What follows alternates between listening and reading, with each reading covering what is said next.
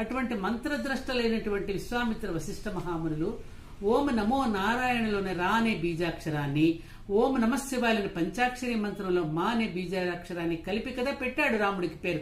అందుకే కదా అది తారక మంత్రమైంది. అది గనక గణిత ప్రకారంగా మనం చూసుకుంటే ఓం నమో నారాయణాయలో రా అనే అక్షరం, అలాగే యా రా లా వాసాలో రా అనే అక్షరం ఎన్నో స్థానంలో ఉంది? 2వ స్థానంలో ఉంది.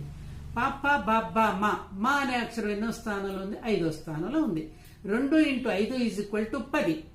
రామ × రామ = 100. మళ్ళీ 3వ రామ ఉందిగా, మళ్ళీ రామ × రామ = 100. 3వ రామాన్ని కలిపితే ఏమైంది?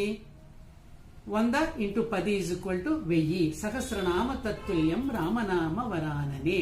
కాబట్టి 3 సార్లు రాముడు పేరు చెప్తే ఏ విధంగా సహస్రనామానికి అవుతుందని ఏదైతే మ్యాథమెటికల్ థియరీలో చెప్పాడో ఆ థియరీని అనుసరించి నేను చేశాను ఈ రోజున.